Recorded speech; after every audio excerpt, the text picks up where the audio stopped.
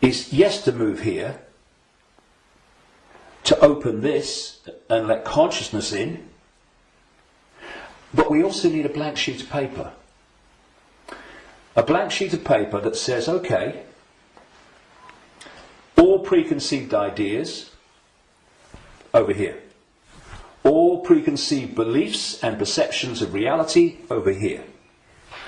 Now, from this point, what goes on that sheet of paper in terms of my perception of reality comes from information, comes from innate knowing, does it feel right, and comes from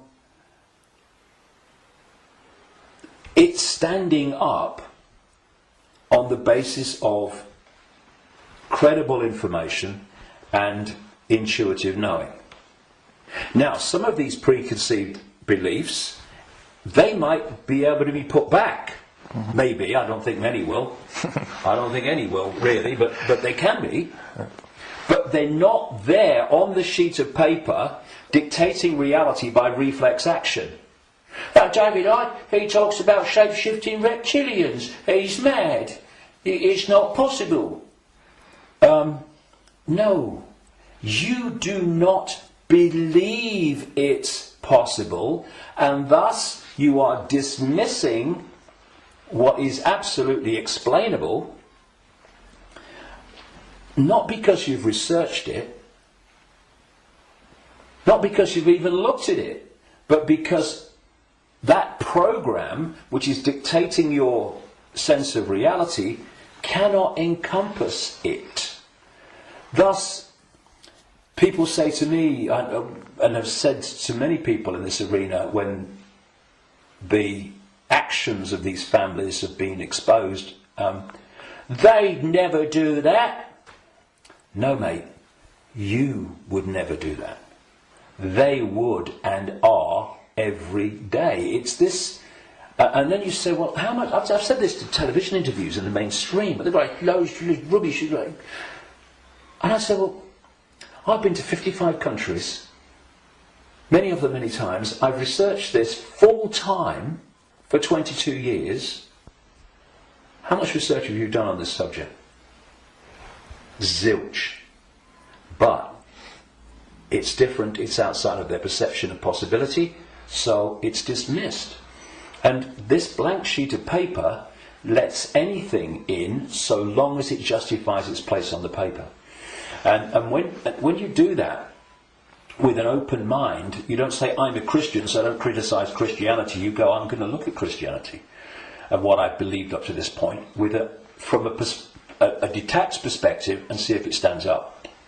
I know a guy in America who set out, many decades now, he was a real avid Christian, and he set out to prove the Christian story was true. Jesus existed and all this stuff. And very soon after this, as he started, I'm going to show it, of course what he realised very quickly is the evidence is all the other way, and he became a conspiracy researcher, because then he's going, well, nothing of it. If I've been duped on this, what else am I being duped on? And then the dominoes start to fall, and you start to see the greater conspiracy. But he had an open mind enough to see that when the information was going in a certain direction, he was willing to go with it. But a lot of people that are welded to religions, they don't want to look at the information. And you can be a religious believer,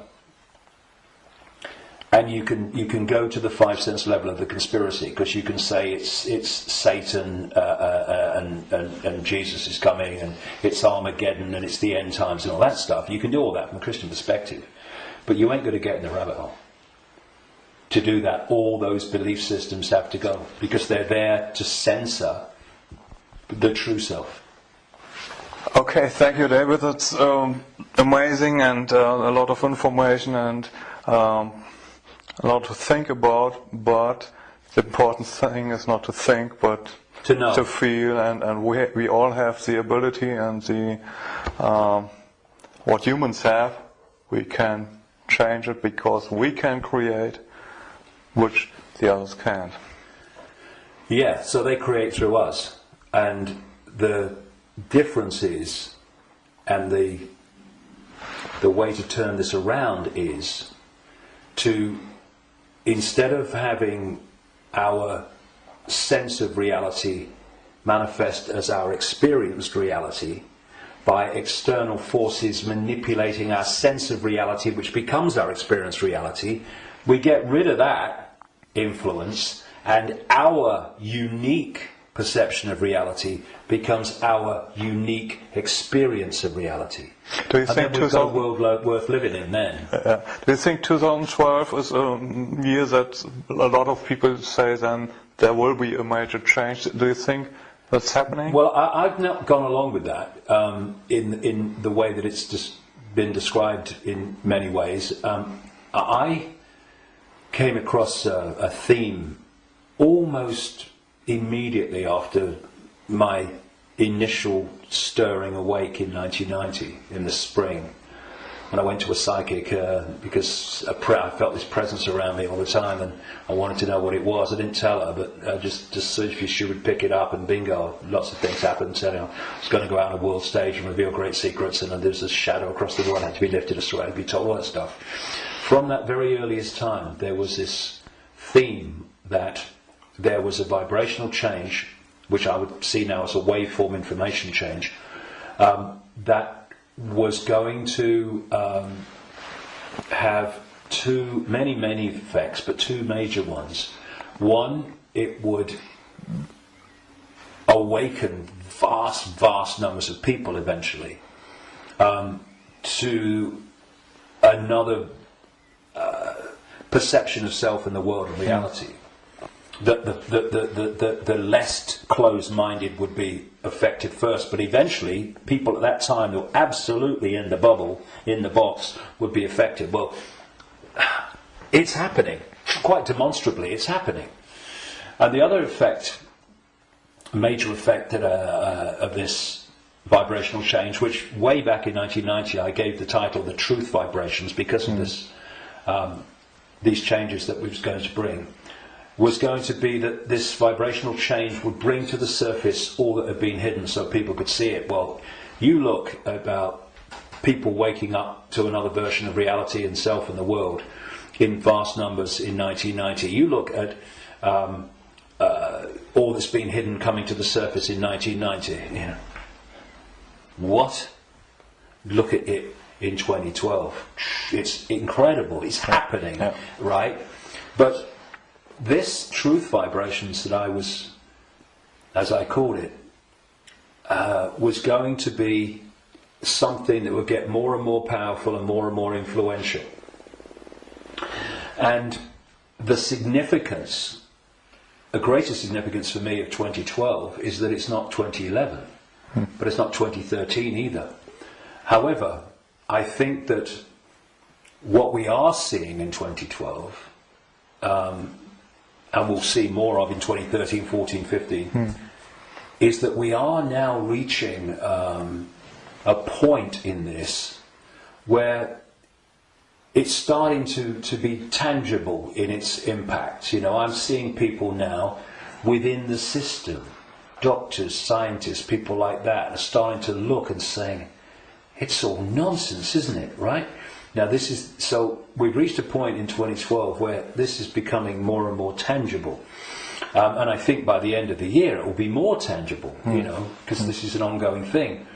And the focus on 2012 in a positive way about, this is going to be the Great Awakening. And I don't think it's going to be the Great Awakening in 1 year, but that focus on it, people are focusing on the fact of awakening, and that's bound to impact upon people opening their minds. The negative part about it, of course, is this stuff about the end of the world and all that stuff, which brings... Where does that take you? It takes you here. So I think that